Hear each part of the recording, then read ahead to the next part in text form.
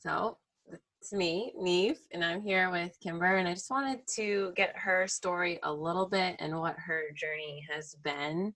Um, so yeah, I don't know if you just want to kick it off or. Yeah, I'm happy to. So I got diagnosed with ulcerative colitis in 2011. I was a junior in college, and it's my understanding that that's pretty normal for someone in their early 20s to be getting their diagnosis around then. And I think now, because I have learned from it and understand it, that I had a lot of stuff going against me. I kind of had the trifecta of my dad has undiagnosed something, probably irritable bowel, that he just refuses to acknowledge is a problem his whole life. So I think there's a little bit of genetic input. And also, my parents divorced when I was pretty young and love my mom to death. She's fantastic. I'm so grateful for her. But being a single mom, healthy meals was not something that was part of the repertoire. So I kind of just am scared to think of how much sugar I consumed when I was a young kid compared to how I eat now.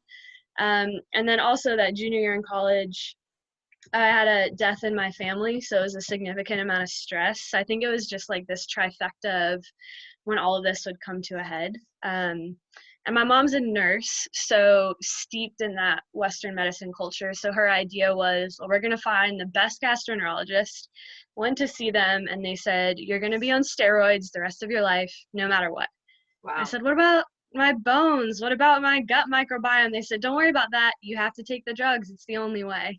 And they said, no matter what we do, we're probably going to have to cut out part of your colon eventually.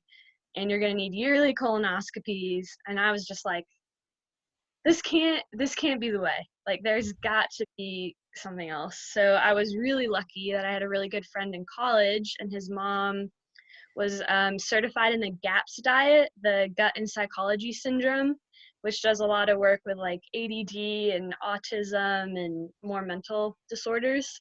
But I was just so excited that someone was telling me there is somewhere else that I could heal this and deal with this.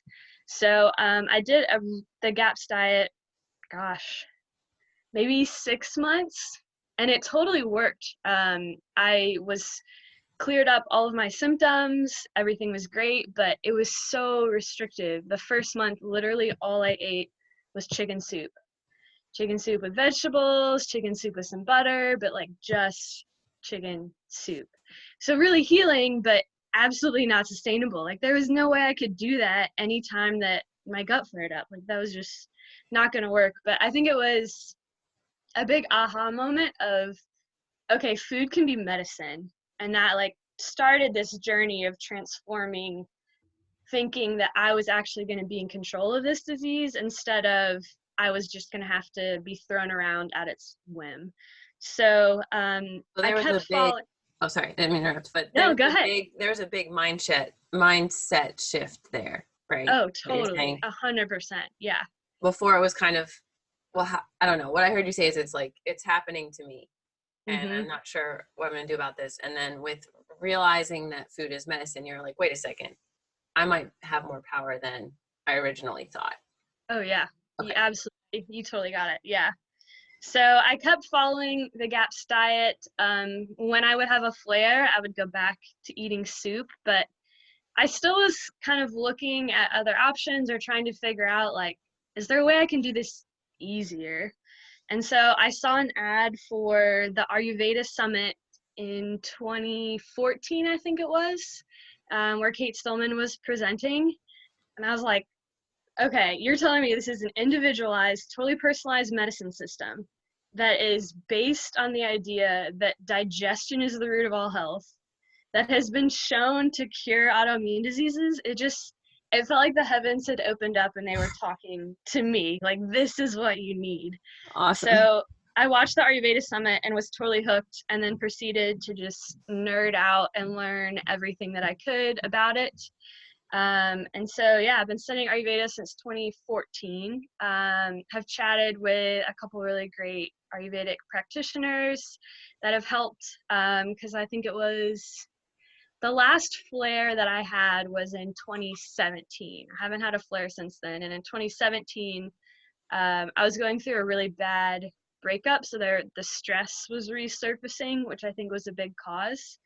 And so what we realized through Ayurveda is I was having flares in the spring every year very consistently. April was a really hard month, so learning my own constitutions and how to balance the doshas, that what was happening is it was vata pushing pitta, and then when pitta got out of control, that's when it was all the inflammation and the bleeding and the whole thing. So for me, I start thinking about it like I'm like this summer I'll be thinking about what do I need to do so that I don't have a flare in spring of 2021. So in summer, I'll be making sure, because I have a lot of pitta in my constitution already, making sure that my pitta doesn't go crazy in summer. And then fall and winter are pretty dry here relatively. I guess more of like a vata winter than a kapha winter. So making sure that my vata coming into springtime is nice and balanced and chill. So it's just kind of just agreeing with my body and learning what my body needs and how to cooperate with it. And I haven't had even any symptoms in the past 2 years. So 2017, I had a bad flare. 2018, it was like a little bit, but did some stuff and took care of it. And then the past 2 years, it's been like absolutely nothing. It's just so freeing to be able to say, I'm not going to take steroids the rest of my life. I'm not going to get my colon cut out. I'm going to actually heal them so they can help me. And then my whole body just feels more integrated and better and working like it's supposed to. So yeah, Right, and that opens up your mind and your spirit. And yeah, totally. Yeah, so it was absolutely everything that I needed to heal myself, and I could not imagine not using it now. You know, it's just so integrated into my everyday life of my awareness and the choices that I make and how I feed myself. And it's just, and it has that sustainable piece that the GAPS diet didn't, that I could imagine myself living this way for the rest of my life, and it doesn't seem burdensome. It seems like, oh, this is so intuitive. It just makes so much sense. This is easy for me to keep taking care of myself. So yeah, that is the beauty of Ayurveda, is the intuition piece that builds. Yeah, this is an amazing story. Like, thank you so much thank you. for Thank you. sharing it. Yeah, so I have a couple questions. Like, what parts of Ayurveda do you feel like helped you the most? Yeah, I think it was back to the food piece. That's kind of where it started. Like the first big learning block was how to eat seasonally, how to eat for my constitution, and then just some of the like healthy eating guidelines of not eating late and not snacking and just being able to help my digestive fire do its good work. So it kind of started there with the theme of how can I use food as medicine. And then from there, I think it's just kind of the day-to-day habits of how I care for myself so that my stress level is managed, because that seems like a big trigger for sure. And when I did see an Ayurvedic practitioner, getting some herbs and some things that were prescribed specifically for me, I found really, really helpful in just those acute situations when I was in a bad flare. That was really, really helpful. But now just the mindset shift of focusing on prevention is helpful. So I don't know, I want to say all of it, but I know that's a not helpful answer. Well, yeah, and I mean, that's helpful. I think that's a lot really helpful, especially for people that don't really know much about Ayurveda. It gets people thinking about it. And another thing I was wondering is, like, do you know what herbs or tonics that you were prescribed specifically? Yes.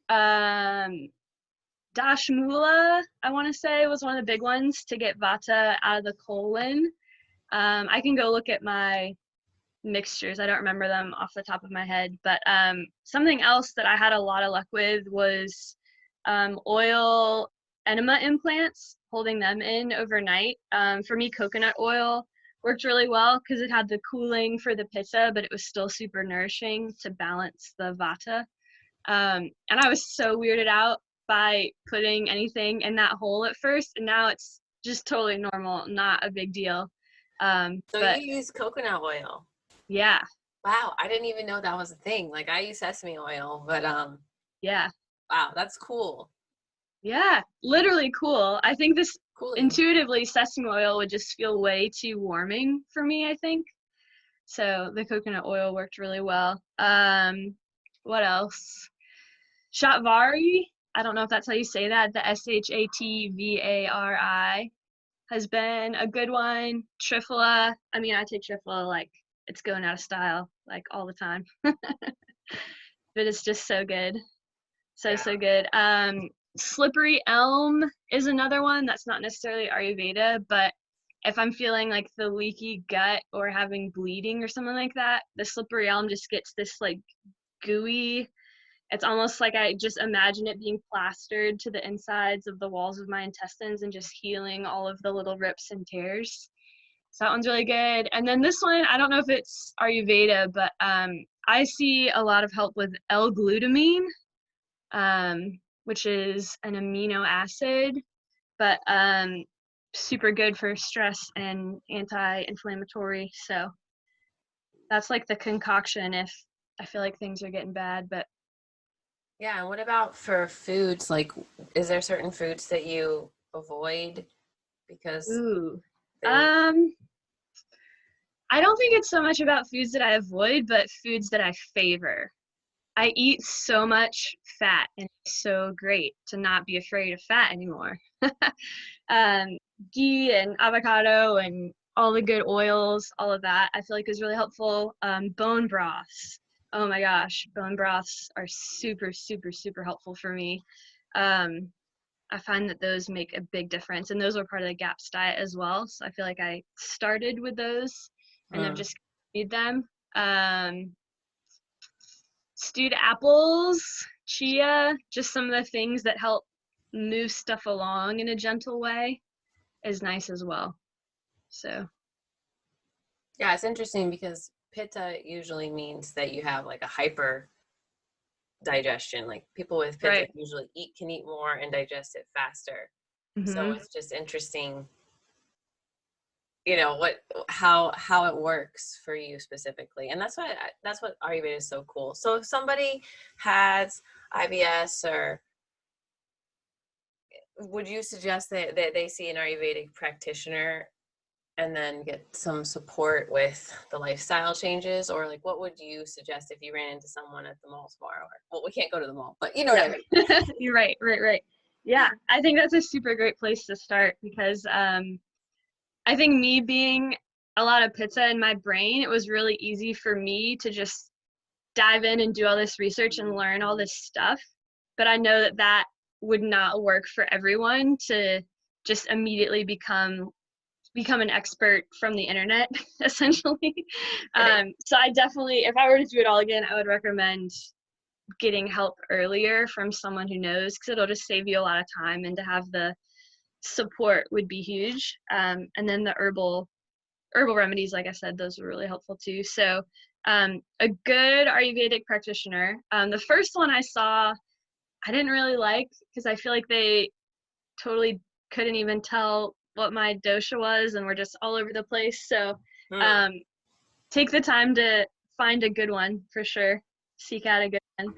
And then that kind of can get you through anything that's acute or just you're experiencing really bad symptoms in the moment. And then yeah, the habit support, I mean, you got to be in community for that. I tried, gosh, if I watched the Ayurveda Summit in 2014, I probably tried for 2 or 3 years just with that pitta mind of like, I'm just going to make it happen. Like, I'm just going to force it and I'm going to work hard enough and it's going to do it. And totally could not get the habits down. It wasn't until I was in a course with a community that I'm like, oh, now this is easy. Like, what changed? It's because you have the momentum of all the people around you doing the same thing. So, and that's a lifelong thing. I mean, I'm going to keep refining them and keep better understanding my body. And I mean, I feel like I've only just now understood enough about how this works and how my body works to be symptom free, so I could have saved myself a lot of time and trial and error with getting help sooner. So Well, it's really cool what Ayurveda does, and then I love the way that we do it with the habits and the support, because for me, I went to my first Ayurvedic practitioner in 2012 or 13, and they mhm. were like, yeah, you gotta, do this and do this and do this and do this and eat all these things, and then they're like, bye. And you're like, how am I supposed to change my whole lifestyle by Right, myself? So I like exactly. the system where I think it's good to go to the practitioner, especially if you're having acute things, so that you can get certain herbs, and then to find the support that most Ayurvedic practitioners don't offer, just like Mm, the weekly. So, anyways, well, this is really fascinating. I love getting to know you better and hearing your story, and like, I'm so yeah, proud of you. Like, thank you. yeah, because you didn't give up, and I Yeah, think it's really hard when the mainstream is saying, like, you need to take these drugs or you need to do these things, and it's like they try to put us in a box, mhm, and there's no individual care or really not like knowledge. So right. I think it's awesome that you're like, wait a second, this is your intuition was like, no, hold Yeah, on, I can figure mhm, this out. So that's yeah. really beautiful. I just want to commend you for that. So Thank you. I yeah. really appreciate that. Yeah, Yeah, awesome. And if I get to come to Asheville, I'll have to, yeah, I'll have to please. come visit, because I really love Asheville and I miss it. And yeah, I don't even know if I feel like Ashevillean enough anymore, but but Oh, I would you like to. totally would. Yeah, Yeah, last time I was there, I went rock climbing and everything. So, but yeah, yeah. thank you. We have some cool places to have fun. So, Yeah, it's gorgeous around there. mm, It's probably great for your anti-stress lifestyle. yes, definitely. Get outside in the woods. Does amazing things.